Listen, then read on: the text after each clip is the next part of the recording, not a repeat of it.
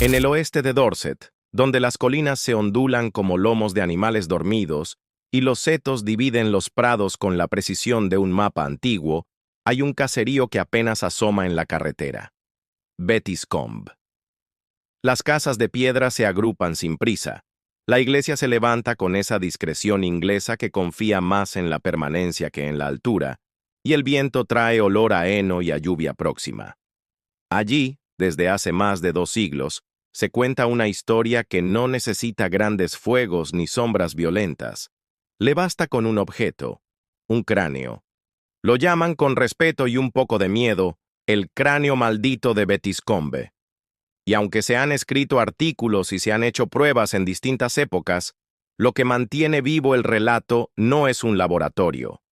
Es la sensación de que en ese valle sereno hay una promesa que no se cumplió. Para entender cómo un cráneo puede convertirse en leyenda, conviene escuchar el paso de la historia. A finales del siglo XVII, Inglaterra vivió un episodio breve y sangriento, la rebelión de Monmouth. Muchos hombres del oeste se alzaron, perdieron y fueron castigados con la dureza de su tiempo. Ejecuciones, multas imposibles o transporte a las islas del Caribe. Entre los condenados estuvo un joven de Dorset, Azaria Pinney, cuya familia tenía vínculos con la Bettiscombe Manor House. Enviado a las Antillas, aprendió a sobrevivir en un mundo que prosperaba a costa del dolor ajeno.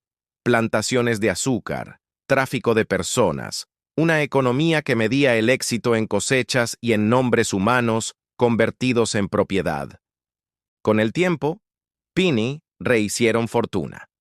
Y años después, como otros exiliados perdonados, regresó a Inglaterra. Volvió con recuerdos, con deudas y con un problema moral que en su época apenas se nombraba. Volvió, dicen, acompañado. La tradición local sostiene que uno de los hombres esclavizados en las plantaciones, un sirviente al que la memoria popular nunca dio un nombre propio, como si la deuda comenzara por ahí, acompañó a los Pinney a Dorset. Era, dicen, joven, hábil y en poco tiempo aprendió la cadencia de un país frío. En esa versión del cuento, enfermó. Cuando supo que iba a morir, pidió una sola cosa: que su cuerpo fuera devuelto a su tierra. No quería dormir para siempre en un suelo que no entendía. La petición, sencilla y honda, quedó flotando en la casa como una vela encendida. Aquí se abre el primer pliegue del misterio. La mayoría de las versiones coinciden en que la voluntad del moribundo no se cumplió. Por dinero, por logística, por indiferencia, por la suma de todo, fue enterrado en el cementerio parroquial. Y entonces, según el relato, el valle aprendió un sonido nuevo: golpes, gemidos que parecían salir de la tierra, viento que no estaba cuando uno miraba los árboles. La familia, asustada, desenterró el cuerpo. Con una mezcla de culpa y de intento de solución, separó el cráneo y lo guardó en la casa, como si así pudiera cumplirse, a medias, el viaje prometido. Desde entonces, decían, cuando el cráneo permanecía en Bettiscombe, el aire se aquietaba. Cuando alguien intentaba sacarlo, la tormenta volvía. No solo una tormenta de nubes, golpes, ventanas que vibraban, voces sin dueño. La casa aprendió a convivir con esa condición. La leyenda se extendió en un condado que no suele exagerar. Vecinos y visitantes contaron episodios parecidos con años de distancia. Una carreta que pierde el eje al cruzar el portón el mismo día en que un invitado propone deshacerse del objeto. Un pastor que oye quejidos al pasar junto al muro del cementerio y se santigua sin mirar atrás. Una criada que, al limpiar un aparador, siente una corriente repentina de aire frío y un olor a sal y a barco en una casa que está a kilómetros del mar. La historia adquirió un ritmo. Cada tanto alguien probaba la paciencia del cráneo, lo tapaba, lo movía, intentaba donarlo, hablaba de enterrarlo por fin. Y el valle recordaba que allí había un trato inconcluso. Los anticuarios y folcloristas del siglo XIX recogieron la historia con una mezcla de fascinación y pudor. Los relatos de los cráneos que gritan los llamaron en más de un cuadernillo, porque Bettiscombe no era el único.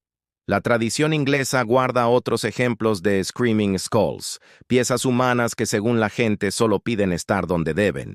Pero el de Dorset tenía un matiz que lo volvía distinto. La promesa incumplida a un hombre traído de lejos, alguien que no había elegido ese suelo. La maldición ya no era un capricho, sino una deuda. Y esa diferencia suaviza el miedo y afila la conciencia. El rumor atrajo también a quienes, con respeto, quisieron probar. El siglo XX trajo museos, académicos, técnicas nuevas.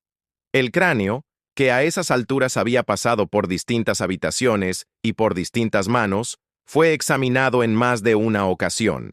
La antropología física y el radiocarbono pusieron sobre la mesa una posibilidad distinta a la del rumor, que aquella pieza no correspondiera a un hombre traído de ultramar, sino a restos antiguos, quizá romanos o incluso de época prehistórica, y que su morfología no coincidiera con la tradición del sirviente. Si esos dictámenes fueran correctos, el corazón de la leyenda cambiaría. Seguiríamos ante un humano que exigía descanso, pero ya no ante el compañero olvidado de una historia colonial, sino ante alguien cuyo tiempo se perdió en la arqueología del valle. Esas conclusiones, sin embargo, nunca lograron apagar el modo en que la comunidad cuenta su relato. Porque un informe dice que pudo ser un hueso, la gente dice por qué todavía le habla. Quien visita el lugar no se encuentra con una casa que venda sustos. Bettiscombe no es un parque temático, ni una escenografía en serie para Halloween. Es un punto en un paisaje real, una iglesia, un prado, un camino estrecho, una casa con historia de familia. El misterio se cuenta en voz baja, como se cuentan las cosas que involucran respeto por los muertos. A veces las palabras salen de un guía que aprendió la historia de su abuelo. A veces de un vecino que lo escuchó de niño y todavía lo narra sin aspavientos. El eje es siempre el mismo. No alteres lo que ya encontró su lugar. Si el cráneo está tranquilo, que permanezca. Si alguien insiste en perturbarlo, el valle, dicen, avisa. Los episodios más citados comparten motivos. Noche de lluvia fina, viento que no llega a mover los árboles altos, silencio de pueblo pequeño. Una puerta interior que siempre cerró bien empieza a temblar como si alguien del otro lado necesitara entrar.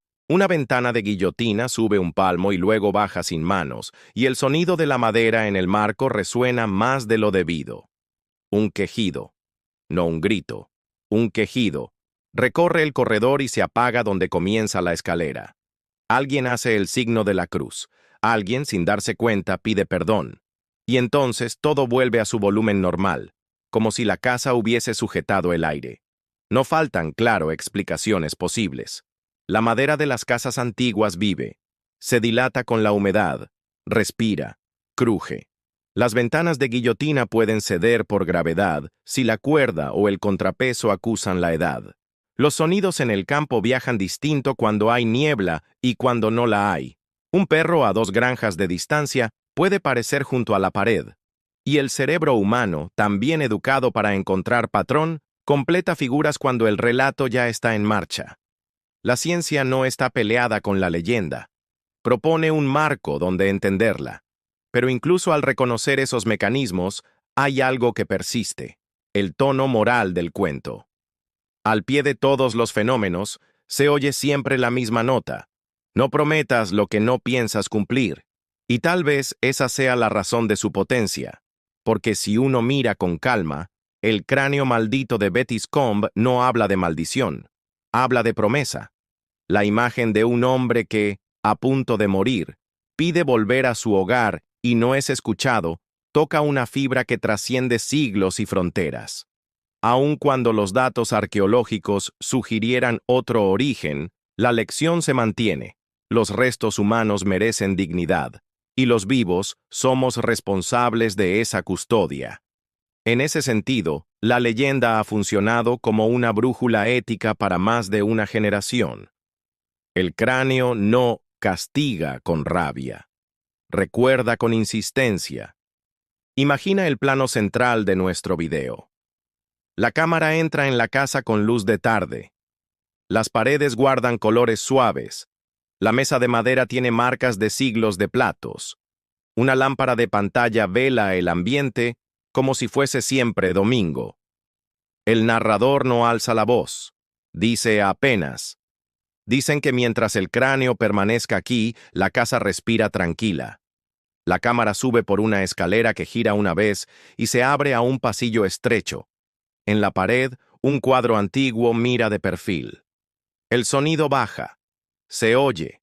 A lo lejos. La lluvia. La cámara se detiene frente a una puerta que no se abre. Alguien prometió un viaje, dice la voz. No lo cumplió. Y por eso, en esta colina, lo importante no es el miedo, es la palabra. La puerta no se abre, no hace falta que lo haga. A lo largo del siglo XX y lo que va del XXI, el cráneo ha cambiado de caja, de mueble, de estancia. Ha sido objeto de curiosidad, de recelo y de cuidado.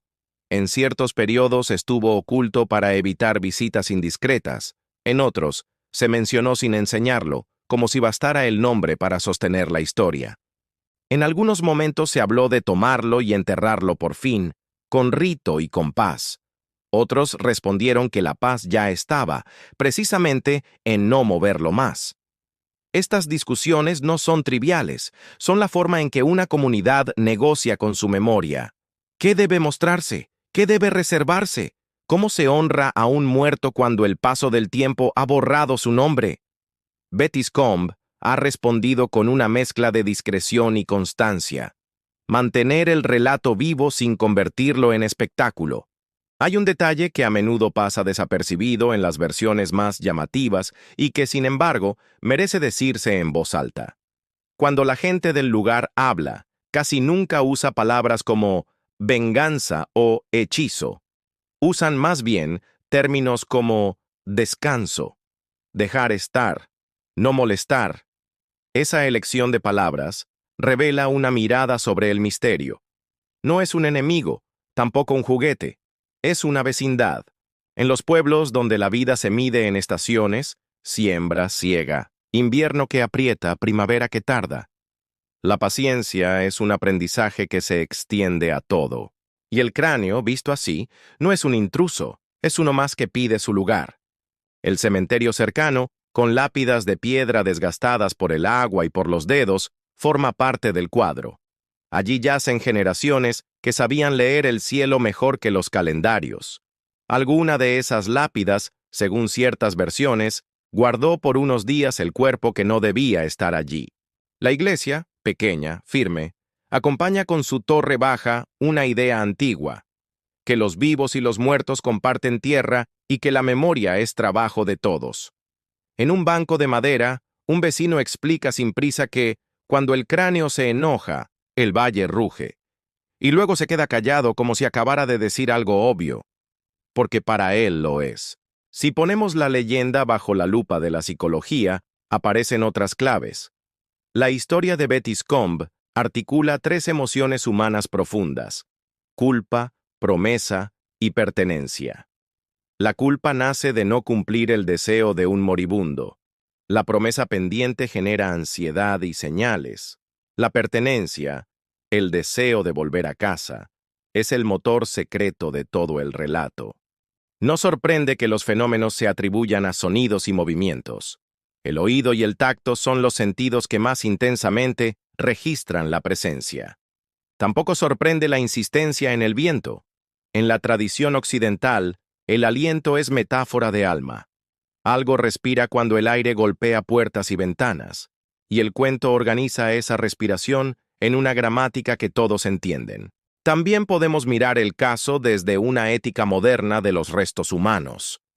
Museos y universidades discuten hoy con seriedad sobre repatriaciones, contextos, derechos de comunidades cuyos ancestros fueron arrancados de su tierra o tratados como objetos. En ese marco, el cráneo de Bettiscombe funciona como una parábola local de un problema global. ¿Qué hacemos con los muertos cuando la historia los descoloca? Si el cráneo fuera, como sostienen algunas pruebas, de una mujer u hombre de tiempos antiguos del propio valle, la responsabilidad es conservarlo con dignidad. Sí, como dice la tradición, perteneció a un sirviente traído del Caribe. La responsabilidad incluye reconocer una injusticia y preguntarse si existe hoy una forma simbólica de cumplir aquello que se negó. En ambos casos, el respeto es el camino. Hacia el final, conviene volver a la sensación. Imagina que cae la tarde y el valle recoge la luz como quien guarda la mesa. Un tractor se apaga en una granja vecina. La carretera no trae coches por unos minutos. La llovizna fina da brillo a los muros. En el interior de la casa, alguien cierra un libro y deja que el silencio haga su trabajo. No ocurre nada espectacular. Y, sin embargo, quien está allí sabe que en esa quietud se ha colocado una capa de atención que no estaba antes. Quizá sea la fuerza del relato, quizá la costumbre de escuchar, quizá la presencia de un objeto que trae consigo 5, 6, 10 generaciones de precauciones. La mente no necesita ver para entender que hay cosas que conviene dejar como están. No es casual que esta historia haya sobrevivido sin gritos. Los relatos que se apoyan en el escándalo se consumen rápido. Los que se sostienen en una norma moral duran más. Y el de Betty Combe es de esos. No muevas lo que encontró descanso. No prometas lo que no puedes cumplir. No mercantilices el dolor de los que no eligieron su destino. Así, un objeto que podría ser solo curiosidad se convierte en maestra discreta. Enseña a escuchar. Enseña a guardar silencio. Enseña a acompañar. Termino con un plano. La cámara se acerca al marco de una puerta. No entra. Solo roza la moldura con la mirada. Al otro lado una sala sencilla. Sobre un mueble, una caja. No vemos lo que hay dentro. El narrador respira hondo y dice: hay historias que no piden ser comprobadas, piden ser honradas. Esta es una de ellas. Afuera, el viento cambia. No porque se enfade, sino porque recuerda. Y en Betty's Combe, cuando el viento recuerda, todos entienden.